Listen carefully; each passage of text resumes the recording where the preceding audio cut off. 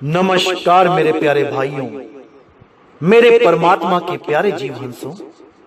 मैं परमपिता परमात्मा से यही अरदास करता हूं कि आप सब मेरे भाइयों का विवेक पहले से ज्यादा और ज्यादा से ज्यादा बढ़ता ही जाए और ऐसी कोई दुविधा ना रहे जो मेरे भाइयों को 1% भी भ्रमित कर पाए।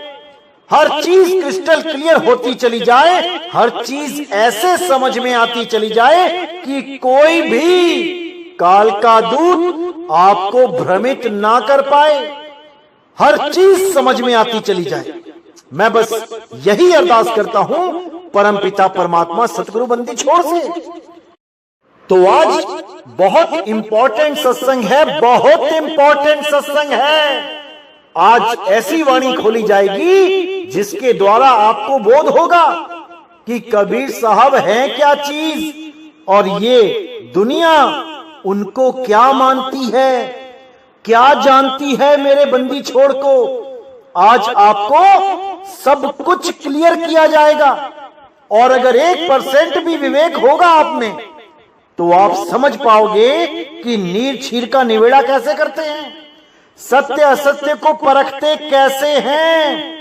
आज आप जरूर समझ पाओगे जो मैं 10 सालों से समझाने की कोशिश कर रहा हूं। मालिक की दया होगी तो आज आप जरूर समझ पाओगे। और बहुत से लोग हैं जो इन वाणियों को भी पढ़ के भी समझ के भी नहीं समझ पाते, या ये कहो कि अंदर से ग्रहण नहीं कर पाते, मान नहीं पाते, क्योंकि उनका अहंकार उनके और परमात्मा की वाणी के बीच में आ जाता है। परमात्मा की वाणी क्या कहती है लेकिन वो समझते क्या हैं, क्योंकि उन्हें समझा ही ऐसा दिया गया है। अब वो बदलने वाले नहीं हैं। लेकिन कोई फर्क नहीं पड़ता मेरे भाइयों, जो सत्य है वो सत्य ही रहेगा। सत्य को इससे कोई फर्क नहीं पड़ता कि कौन उसको मान रहा है या कौन नहीं, सत्य तो सत्य ही रहेगा। तो आज उस वाणी का खुलासा करेंगे जिस वाणी को बहुत बार पढ़ा गया है लेकिन समझा नहीं गया, क्योंकि परमात्मा के हुक्म से ये वाणी 2020 में ही खुलनी थी और इस वाणी का खुलासा आज पूरी तरह कर दिया जाएगा। जो मेरे विवेकी भाई होंगे वो इशारे को समझ जाएंगे। लेकिन दुख के साथ कहना पड़ रहा है जो मेरे भाई अविवेकी हैं, जिनमें अभी विवेक की कमी है, उनको ये वाणी समझ में नहीं आएगी। बहुत दुख के साथ कहना पड़ रहा है, लेकिन क्या करे भाई, यही सत्य है, यही सत्य है। तो आज बहुत इंपॉर्टेंट वाणी है और परमात्मा से अरदास करूंगा कि ये वाणी आपको बिल्कुल सही से सटीक समझ आ जाए और जो कबीर साहब के नाम पे बहुत से भ्रम जो दुनिया में फैलाए गए उन पर भी आप अच्छी तरह विवेक लगा पाओ कि क्या वो सत्य है जो कबीर साहब के बारे में आपको बताया जा रहा है। बहुत से लोग YouTube चैनलों पे कबीर साहब के बारे में उल्टा सीधा बोलने में लगे हैं। कोई उसको विधवा ब्राह्मणी का पुत्र बता देता है, कोई उन्हें एक धर्म प्रवर्तक बता देता है, कोई उन्हें समाज सुधारक बता देता है और कोई उन्हें एक कवि बता के प्रस्तुत कर देता है। लेकिन आज तक कोई नहीं बता पाया कि कबीर साहब अगर किसी विधवा ब्राह्मणी के पुत्र हैं तो भाई उस विधवा ब्राह्मणी का नाम क्या था, उसका पति कौन था जो मर गया था, उसके ससुर का, उसके गांव का क्या नाम था।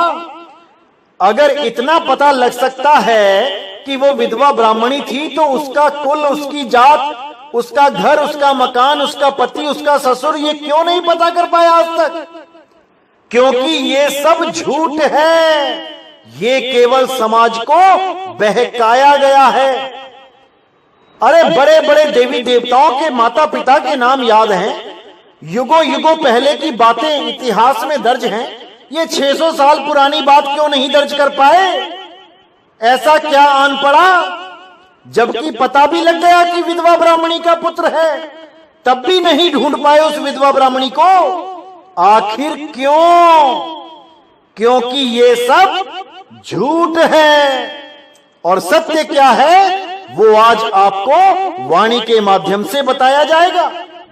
तो आइए देखते हैं क्या कहती है वाणी। पूरब जन्म हम तुमरे सेवक, अब तो मिटिया ना जाई, तेरे द्वारे धुन सहज की, माथे मेरे दगाई। दागे होई सुरन मही जूझे, बिन दागे भग जाई, साधु होए सो भगत पछाने, हरि लय खजाने पाई। यानी शुरू से ही हम तो तुम्हारे सेवक हैं, तुम्हारे ही हुक्म से प्रचार करने आते हैं, और ये जन्मना मरना ये हमें रोग नहीं लगा है, ये आम जीव को रोग लगा है। अब तो मिटिया ना जाए, यानी चाह के भी अब मिटा नहीं जा सकता, मर नहीं सकते, क्योंकि हम पहले से ही जन्म मरण से परे थे। इसको गहराई से समझना है मेरे भाइयों। कबीर साहब यहां पर जो बता रहे हैं ये बहुत गुप्त भेद है, लेकिन इसको समझने के लिए आपको विवेक शक्ति की जरूरत पड़ेगी। अगर विवेक सही लग गया तब समझ लो कि वाणी बिल्कुल साफ समझ में आ जाएगी। अगर विवेक नहीं लगा तब आप भी वही समझते रह जाओगे जो इन वाणियों को पढ़ने वाले समझते रहे आज तक। इसलिए पूरा विवेक जगा के रखना है, एक एक शब्द की गहराई में उतरना है। अब यहाँ पे साफ लिखा है कि पूरब जन्म हम तुमरे सेवक। अब ये लोग क्या कहेंगे बहुत से लोग यहाँ पर कि भाई कबीर साहब भी एक आम भगत हैं, बाकी भक्तों की तरह आए और इस दुनिया में भक्ति करके चले गए। लेकिन जब वाणी को गहराई से देखोगे तो समझ में आएगा कि ये बिल्कुल गलत है, क्योंकि भक्ति करने वाला एक बार मुक्त हो जाए तो दोबारा नहीं आता, जन्म मरण का रोग खत्म हो जाता है। अगर कबीर साहब एक आम संत होते तो यहां लिखा है पूरब जन्म हम तुम्हारे सेवक, यानी पिछले जन्मों में भी हम तुम्हारे सेवक थे। तो अगर पिछले जन्म में सेवक थे तो इस जन्म में कैसे आ गए भाई? पिछले जन्म में ही मुक्त हो जाना चाहिए था। तो इसका मतलब ये वाणी में गलत लिखा है, या फिर ऐसा हो गया होगा कि पिछले जन्म में सेवक तो होंगे लेकिन भक्ति सही नहीं कर पाए, इसलिए वापस आ गए। लेकिन वाणी क्या कहती है कि पिछले जन्म में हम तुम्हारे सेवक थे, यानी हम शुरू से ही तुम्हारे सेवक हैं और इस सारी दुनिया को ज्ञान बांटने के लिए तुम्हारे ही हुक्म से आते हैं। हमारे सिवा और कोई नहीं है जो इस पूरे संसार में किसी को भी सत्य ज्ञान दे सके, वो असल ज्ञान दे सके। बाकी जितने भी हैं ये सब आपसे भक्ति तो करवा देते हैं लेकिन सत्य भक्ति नहीं करवा पाते। ये आपसे सेवा तो करवा देते हैं लेकिन सत्य सेवा नहीं करवा पाते। ये आपको मंत्र तंत्र जंत्र तो दे देते हैं लेकिन सार शब्द नहीं दे पाते, सार शब्द का भेद नहीं बता पाते। इसीलिए कबीर साहब बार बार इस संसार में आके जीवों को चेताते हैं, उन्हें समझाते हैं, उनको सही मार्ग दिखाते हैं, लेकिन दुनिया उनको नहीं समझ पाती कि ये है कौन। अरे वो परमपिता परमात्मा का ही नौतम सूरत रूप है। नौतम सूरत यानी नया, यानी तुम लोग हो चुके हो पुराने, बार बार आने जाने के कारण, लेकिन वो इस जगत में नया रूप लेके आता है, इसीलिए उसको नौतम सूरत बोला गया है। वो नया ज्ञान लेके आता है नया रास्ता समझाने आता है। वो रास्ता नहीं समझाता जो पहले से ही चलते आ रहे हैं, ये नकली रास्ते, ये त्रिकुटी वाला रास्ता, ये श्वासों वाला रास्ता, ये इंगला पिंगला सुषमना वाला रास्ता, ये चक्र भेदन वाला रास्ता, ये 5 तत्वों की पूजा करने वाला रास्ता, ये जप तप नियम व्रत पूजा पाठ वाला रास्ता, इन सब से अलग वो नया रास्ता लेके आते हैं। हालांकि वो नया नहीं, वो सबसे ही पुरातन है, लेकिन उसको भूल जाने के कारण कोई भी उस तक पहुंच नहीं पाता, उस रास्ते को समझ नहीं पाता। इसलिए सबको लगता है ये तो नया ज्ञान लेके आ गए, जबकि यही सबसे पुराना ज्ञान है। जब ये दुनिया भी नहीं बनी थी, ये तब का है। दुनिया बनने के बाद, अक्षरों की खोज होने के बाद, देह धारण करने के बाद सारे रास्ते बने हैं। और इन सब रास्तों से पुराना रास्ता सहज योग है। वो सहज अवस्था है जब ये सूरत अचल थी, ये चलती नहीं थी। लेकिन जैसे ही ये सृष्टि बनी, ये संसार बना, ये शरीर बना, ये भाषाएं बनी, अब सूरत चलने लगी और इस संसार में आके फंस गई। अब ये सहज नहीं हो पा रही है। इसीलिए सहज समाध, सहज योग का रास्ता कबीर साहब लेके आए समझाने के लिए। और जो उनकी बात को समझ गया वो सहज हो गया। वो अब जन्म मरण में नहीं है और ना ही आएगा। उसका सदा सदा के लिए जन्म मरण खत्म हो जाएगा। लेकिन कबीर साहब क्या हैं, इसको आज अच्छी तरह समझ लेना है, क्योंकि बार बार ये सत्य ज्ञान बताने वाले नहीं आएंगे दुनिया में। अभी समझ लेना है, 2020 में अच्छी तरह समझ लेना है। और उसके बाद सारे संसार में आपने ही जागृति करनी है। एक दीप से दूसरा दीप जलेगा, दूसरे से तीसरा और तीसरे से चौथा, और फिर ऐसे ही देखते देखते सारा संसार एक सतनाम के झंडे के नीचे आ जाएगा। सारे संसार में एक परमात्मा की बात चलेगी। अल्लाह के नाम पे, भगवानों के नाम पे, परमात्मा के नाम पे ये झगड़े बंद हो जाएंगे। अब कोई नहीं लड़ेगा, कोई नहीं झगड़ेगा। अब सब के सब एक परमात्मा को याद करेंगे, अपने अपने परमात्मा को याद करके उसे प्राप्त करने की कोशिश करेंगे, ना कि एक दूसरे को नीचा दिखा के अपने भगवान को, अपने गॉड को, अपने अल्लाह को बड़ा करने की कोशिश करेंगे। अरे वो भगवान बड़ा ही है, वो अल्लाह बड़ा ही है, वो वाहेगुरु सबसे बड़ा ही है। तुम्हारे बोलने से वो बड़ा नहीं हो जाएगा कि तुम्हारी मोहर लगेगी कि हाँ वो बहुत बड़ा है, तब वो बड़ा हो पाएगा। वो पहले से ही बड़ा है, तुम क्या बड़ा करोगे उसे? वो पहले से ही बड़ा है। तुम्हें तो उसे पाना है, तुम्हें तो उसे ढूंढना है, वरना तुम ही 84 में जाओगे और वो अल्लाह वाहेगुरु गॉड तुम्हारी कोई मदद नहीं करेगा, क्योंकि उसने तुम्हें इंसानी जन्म इसलिए नहीं दिया कि तुम उसके नाम के पीछे लड़ते रहो। उसने तुम्हें इंसान जन्म इसलिए दिया है ताकि तुम इस इंसान जन्म में उसे प्राप्त कर सको, ना कि एक आम जानवर की तरह आए और एक आम जानवर की तरह चले गए।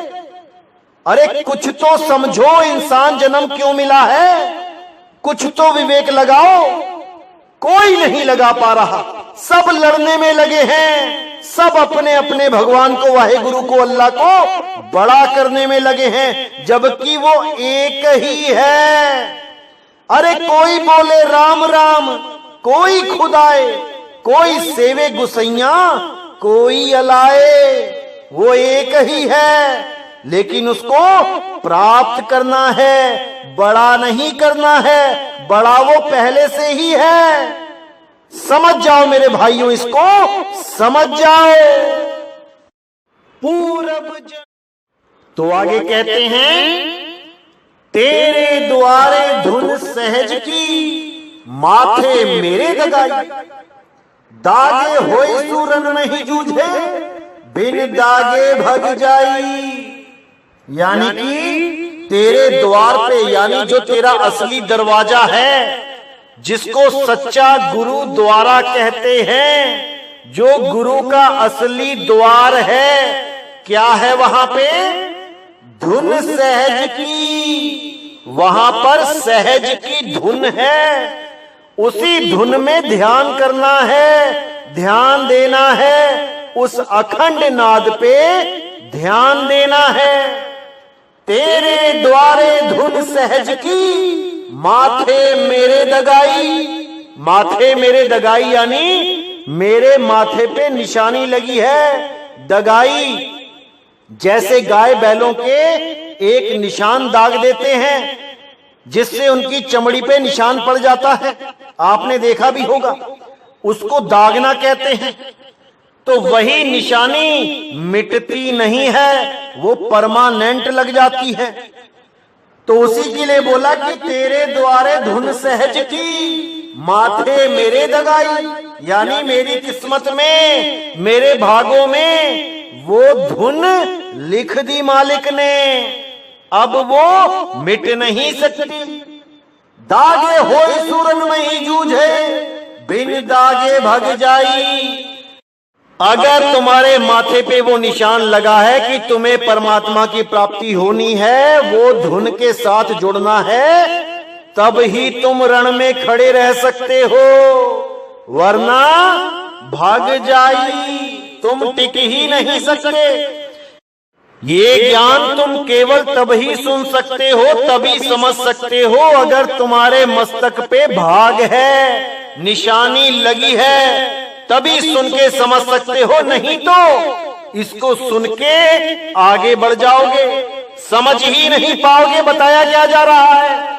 तुम्हें ये बातें हजम ही नहीं होगी, क्योंकि तुम्हारे ऊपर वो छाप लगी ही नहीं है कि तुम वापस धुरधाम को पहुंच सको।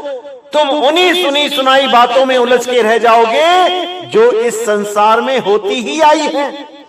तुम्हें ये ज्ञान अच्छा ही नहीं लगेगा, क्योंकि माथे तुम्हारे दगाई है ही नहीं, तुम्हारे मस्तक पे वो निशान है ही नहीं जिससे तुम्हें ये ज्ञान समझ में आए। तो क्या कहते हैं? दागे होई सूरन में ही जूझे, बिन दागे भग जाई। साधु होई सुभक्त पिछाने, हरि लय खजाने पाई। साधु होई सुभक्ति पछाने, हरि लय खजाने पाई। जब इसकी परख हो जाती है सच्चे नाम की, और उसके बाद जब साधना शुरू कर लेते हैं, तब हम साधु हो जाते हैं। जो साधना करता है वही साधु है, जो उस शब्द को साधता है वही साधु है, जो सूरत को शब्द में लगाए वही साधु है। साधु होई सुभक्ति पछाने, हरि लय खजाने पाई। साधु होके भक्ति पहचान में आती है, उसकी परख हो पाती है, उस शब्द का अनुभव हो पाता है। उसके बाद क्या मिलता है? हरि लय खजाने पाई। वो हरि का खजाना, वो परमात्मा का खजाना, वो अल्लाह वाहिगुरु गॉड का खजाना, वो हमें मिल जाता है और हम एक भिखारी से एक राजा बन जाते हैं। बिना सच्ची भक्ति के भेद के हम भिखारी ही रह जाते हैं, जबकि हम सबके पास हीरे मोती लाल हैं, लेकिन हम उसको जान नहीं पाते। अरे भीखा भूखा कोई नहीं, सबकी गठड़ी लाल, गांठ खोल देखा नहीं, ताते भय कंगाल। हम कंगाल इसलिए हैं क्योंकि हमें कोई भेदी गुरु नहीं मिल रहा जो हमें हमारा ही ज्ञान दे दे। हमें ऐसे गुरु मिल रहे हैं जो हमें अक्षरों का ज्ञान देते हैं, 52 अक्षरों का जाप जपवाते हैं, हमें श्वासों का जाप करवाते हैं, हमें पांचों तत्वों की पांचों धुनों में उलझा देते हैं, हमें जप तप व्रत नित्य नेम संयम पूजा पाठ में उलझा देते हैं, हमें तीर्थों में उलझा देते हैं। कोई ऐसा नहीं मिल रहा जो हमें आत्म ज्ञान करा दे। आत्म ज्ञान के नाम पे हमें गुरु की फोटो का ध्यान करवा देते हैं, गुरु के शरीरों का ध्यान करवाते हैं। कई लोग तो कहते हैं तुम्हें लाठी वाला गुरु मिलेगा रास्ते में। क्या सोच के लोग बोलते हैं, मैं तो हैरान हूं। अरे क्या गुरु कोई शरीर है जो लाठी वाला मिलेगा? वो गुरु शब्द है, शब्द। अरे शब्द गुरु सुरत धुन चेला, मिले परस्पर भया अकेला। अरे ना कोई गुरु ना कोई चेला, तू उड़ जा हंस अकेला। अकेले ही उड़ना है मेरे भाई। गुरु तो ज्ञान रूप में आपके साथ होता है, अंग संग होता है। जब कोई बच्चा किसी तैराक से तैराकी सीख ले तो वो तैराक ज्ञान रूप में अपने शिष्य के साथ सदा सदा होता है, ना कि वो अपने शिष्य को बचाता हुआ घूमता है, कहीं मेरा बच्चा पानी में ना गिर जाए, मेरा शिष्य पानी में ना गिर जाए। अरे नहीं, वो ऐसी कला सिखा देता है कि वो बच्चा ही गुरु हो जाता है। अरे आपे गुरु आपे चेला, इसको समझना है मेरे भाइयों, इसको समझना है। गुरु केवल मार्गदर्शक होता है, इससे ज्यादा कुछ नहीं। जो रास्ता उसने चुना है वही आपको बता देता है। जहां तक वो पहुंचता है आपको पहुंचा देता है, ना कि आपको पीठ पे लाद के लेके जाएगा वो। इस गलतफहमी से, इस भ्रम से निकल जाओ मेरे भाइयों, निकल जाओ। तुम खुद इतने समर्थ हो जाते हो कि तुम खुद विहंगम चाल से उस मालिक के दरवाजे पे पहुंच जाते हो, जिस दरवाजे के बारे में बताया जा रहा है कि तेरे द्वारे धुन सहज की, माथे मेरे दगाई। तो आगे क्या कहते हैं? कोठरे मही कोठरी, परम कोठी विचारी, गुरु दीनी वस्तु कबीर को, ले वह वस्तु समारी। कबीर दी संसार को, लीनी जिस मस्तक भाग, अमृत रस जिन पाया, स्थिरता का सुहाग। कितना स्पष्ट बता दिया है, इसको अच्छी तरह समझना है मेरे भाइयों। एक एक शब्द में बहुत गहरे अर्थ हैं, बहुत गहरा भाव है। इसको आप समझोगे तो बिल्कुल सही से समझ पाओगे। मैं मालिक से इसीलिए अरदास करता हूं कि आपको इतनी विवेक शक्ति दे कि आप मेरी एक एक बात को समझ सको, क्योंकि बहुत ही सुपर कोड लगे होते हैं, ऐसी बातें लिखी गई होती हैं जो पढ़ने से समझ में नहीं आती, जब तक कोई भेदी उस भेद को ना खोल दे। तो आज इस वाणी के माध्यम से आपको समझ में आएगा कि कबीर साहब क्या बताए थे और दुनिया क्या समझती रही। तो विचार करना है। कहते हैं कोठरे माही कोठरी, परम कोठी विचारी, यानी कि 3 कोठरी बता दी यहां पे। पहली कोठरी है तन कोठरी और उसी कोठरी में है मन कोठरी। कोठरी मही कोठरी, अब इन दोनों में कोई भी परम कोठरी नहीं है। संतों तन खोजा मन पाया, मन ही श्रोता मन ही वक्ता मन ही निरंजन राया। तो यहां पर कोठरी में कोठरी बताया कि तन को खोजा तो मन को पाया। मैंने पहले भी बताया था कि त्रिकुटी यानी 3 कुटी, तन कुटी, मन कुटी, आत्म कुटी, जिसको शब्द कुटी कहते हैं। ये तीसरी कुटी ही परम कुटी है। इसी कुटी की खोज करनी है, नहीं तो तन में से मन को ही प्राप्त करते रह जाओगे बार बार। तन में खोज करोगे तो मन में ही समाओगे, ज्योत में ही समाओगे, क्योंकि तन में ही ज्योत विराजमान है, यही मन है।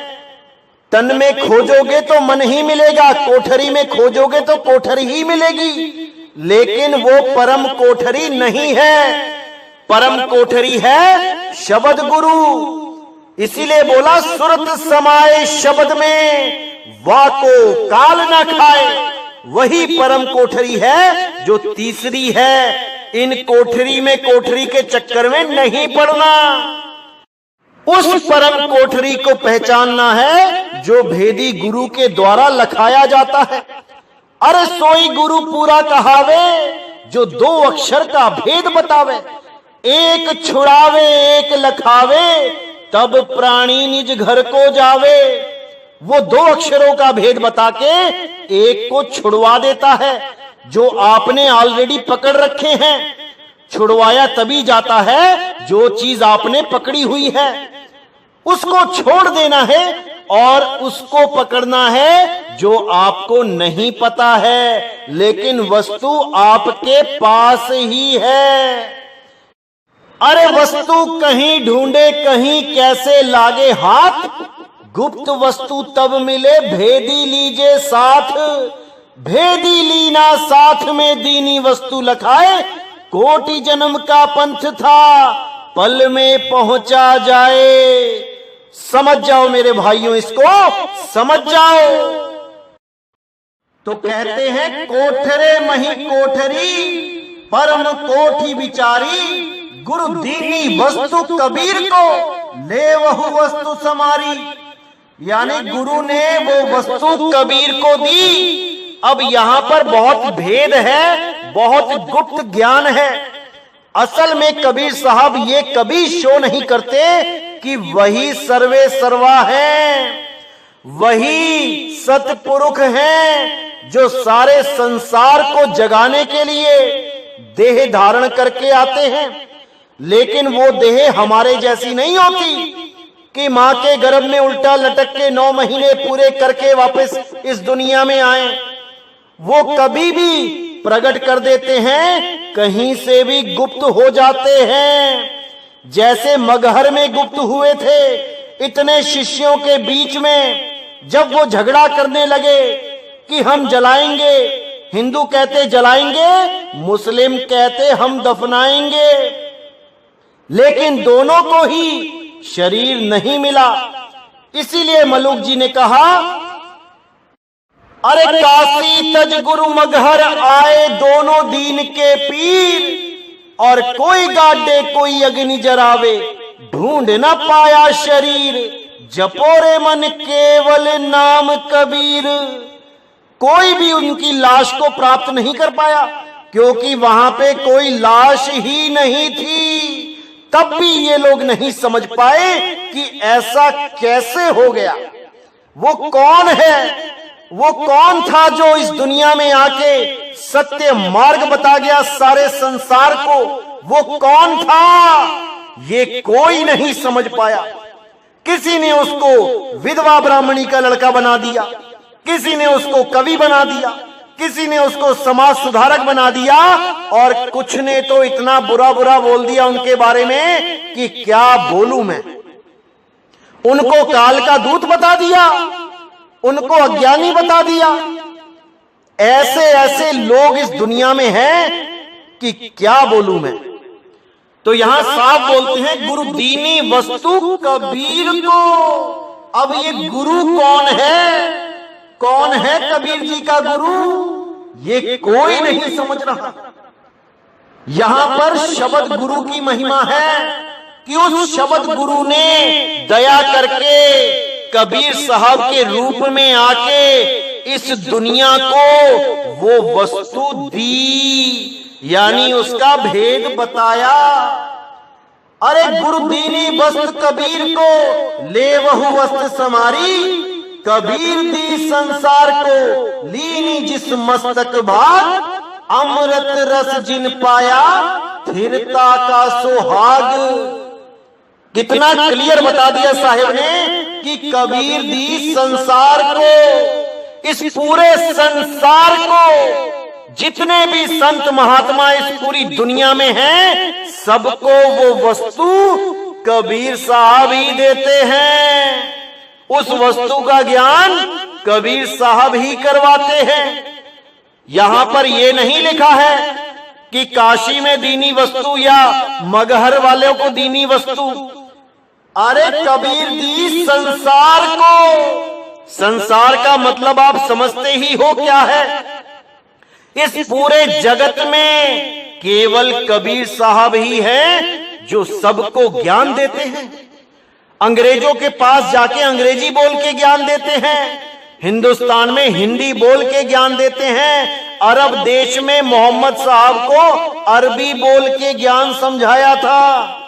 लेकिन ये लोग नहीं समझ सकते, उनको नहीं पहचान पाते। तो साहब बोल दिया, कबीर दी संसार को लीनी जिस मस्तक भाग, जिसके मस्तक पे वो भाग है, वो निशानी लगी है, केवल वही कबीर साहब के ज्ञान को समझ सकता है। अन्यथा बहुत आएंगे, इस ज्ञान को सुनेंगे और छोड़ देंगे। इस पंथ में भी बहुत आएंगे और अज्ञान के कारण, पूर्ण विवेक ना जगने के कारण सच्ची वस्तु को भी छोड़ के चले जाएंगे। ऐसा नहीं होता कि BMW सबके ही पास आ जाती है या ऑडी गाड़ी में सब ही घूमते हैं। ऐसा नहीं होता।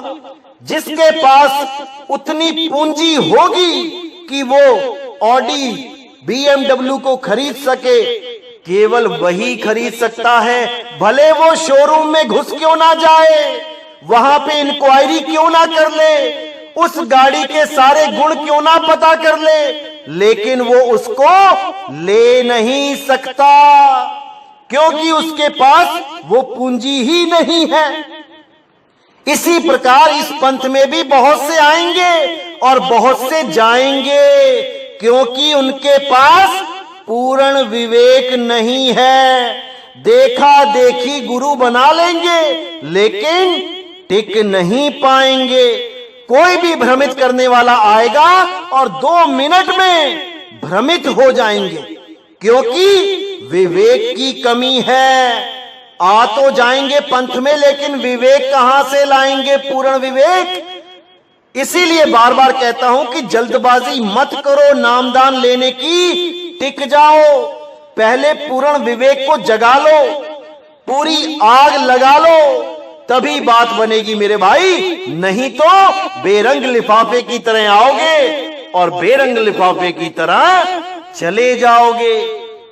तो क्या कहते हैं, कबीर दी संसार को लीनी जिस मस्तक भाग, अमृत रस जिन पाया फिरता का सुहाग। जिसने उस अमृत रस को पा लिया, उसका सुहाग फिर हो गया। यानी अब वो विधवा नहीं होगी, क्योंकि उसको ऐसा खसम मिल गया जो मरता ही नहीं है, जो सदा सदा अमर है, अखंड है, अविनाशी है, अडोल है, अबोल है, अलेख है, अकथ है, अछल है। लेकिन उसको पाने के लिए भेदी गुरु चाहिए। बिना भेदी गुरु के वो वस्तु आपको प्राप्त हो ही नहीं सकती। इसीलिए बार बार साहिब ने भेदी गुरु की बात करी है। बिना भेदी गुरु के उस वस्तु को प्राप्त करना असंभव है।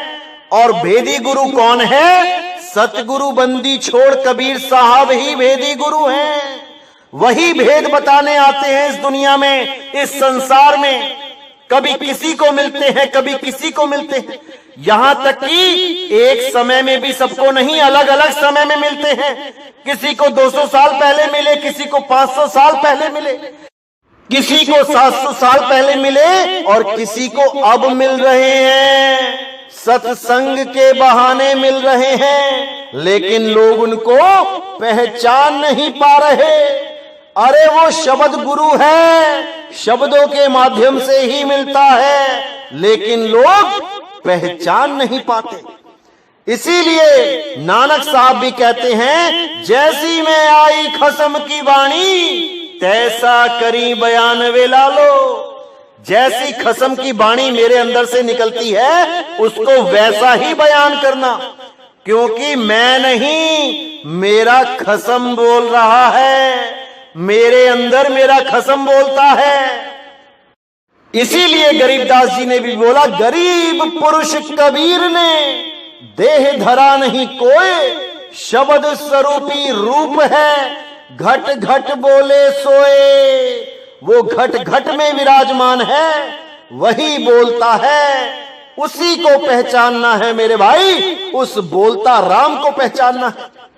अरे चाम के महल में बोलता राम है, तू राम और चाम को चीन भाई, उसको चीन लो, और जो उसको चीन लेगा वो इस चाम से, इस हार्ड मांस के शरीर से परे हो जाएगा। फिर उसका जन्म मरण सदा सदा के लिए खत्म हो जाएगा। बहुत से लोग ये समझते हैं कि कबीर पंथी तो अपने गुरु की बढ़ाई करते रहते हैं, सभी अपने गुरु की बढ़ाई करते हैं, इसमें क्या बड़ी बात है। तो मेरे भाइयों, ऐसा बिल्कुल नहीं है। मैं शुरू से ही कबीर पंथी नहीं था, मैंने पहले और भी गुरु धारण किए थे, और अगर मैं केवल अपने गुरु को बड़ा करने के सिद्धांत पे चलता तो कभी भी ज्ञान आधार से आगे ना बढ़ पाता, मैं वहीं अटका रह जाता। लेकिन मैंने देह गुरु से आगे ज्ञान गुरु को माना है। जहां पर भी आपको आगे का ज्ञान मिलता है, आप हमेशा आगे ही बढ़ते जाओ, तभी आपकी उन्नति होगी, तभी आपकी प्रगति होगी। जैसे कोई बच्चा एक लक्ष्य को साधते हुए अपने वर्तमान के गुरुओं को त्याग के आगे बढ़ता जाता है, और एक समय ऐसा आता है जब वो अपने लक्ष्य को प्राप्त करता है। असल में सफल वो तभी कहलाता है, इसलिए नहीं कहलाता कि उसने कोई भी गुरु धारण किया है। पता नहीं कितने गुरुओं को बदल के उस मूल ज्ञान तक पहुंचा है वो, जिसको पाने के लिए उसने पहली, दूसरी, तीसरी, 8वीं, 10वीं कक्षाएं पार करी। वो कोई एलकेजी यूकेजी करने नहीं आया था दुनिया में, जो वो एक गुरु धारण करके वहीं बैठा रहे, उसी को बड़ा बनाता रहे। अरे मंजिल बहुत दूर है, दिल्ली बहुत दूर है।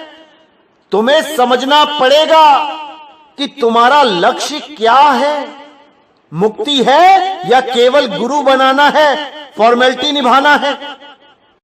कबीर साहब कहते हैं, जब लग मिले नहीं शब्द वो साचा, तब लग गुरु करो 10 पांचा।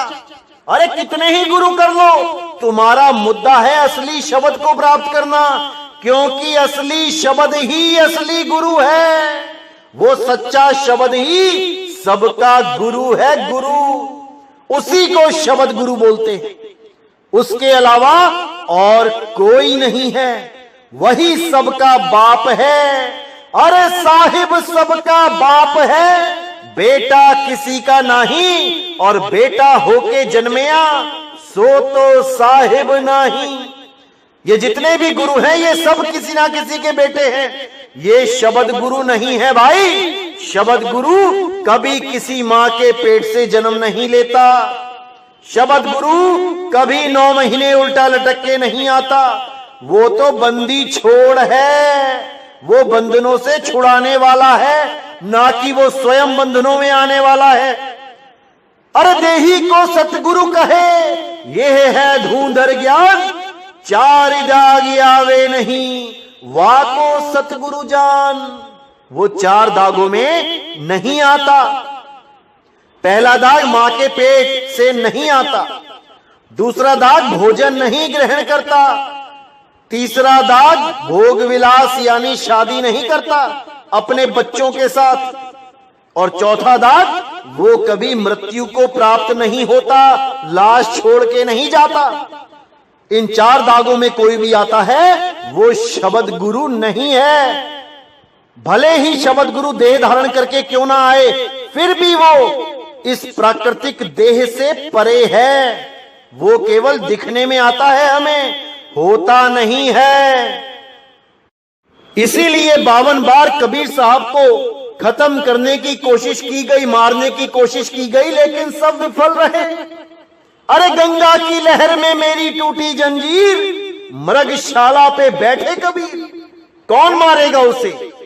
उस बंदी छोड़ को कोई नहीं मार सकता, वो सबका परम पिता है।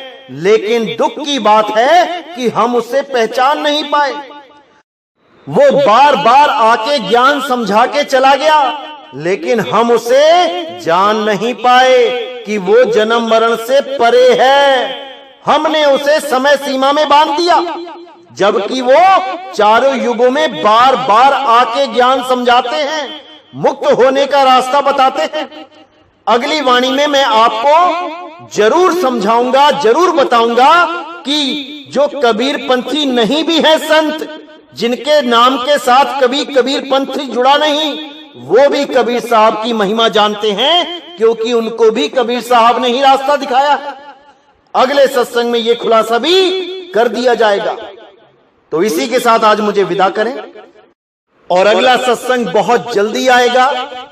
तब तक के लिए मुझे विदा करें और भक्ति करें, बहसबाजी में ना पड़ें। कोई भी आपके साथ बहस करता है, शांत रहें, क्योंकि संत ही शांत है।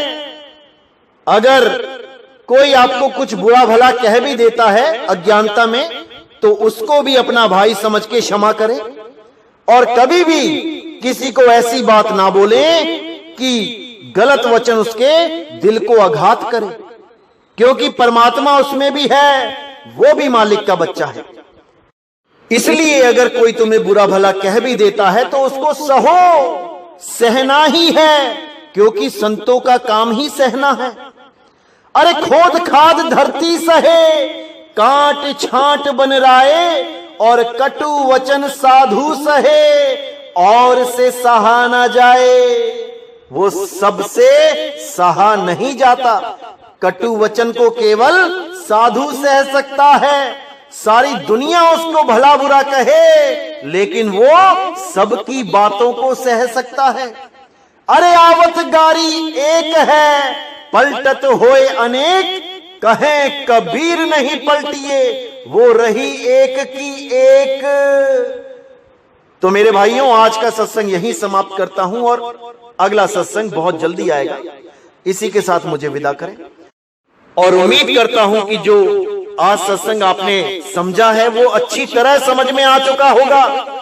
एक एक शब्द पे विचार करना है मेरे भाइयों, तभी जन्म मरण से मुक्ति मिलेगी और सत्य मार्ग को प्राप्त कर पाओगे।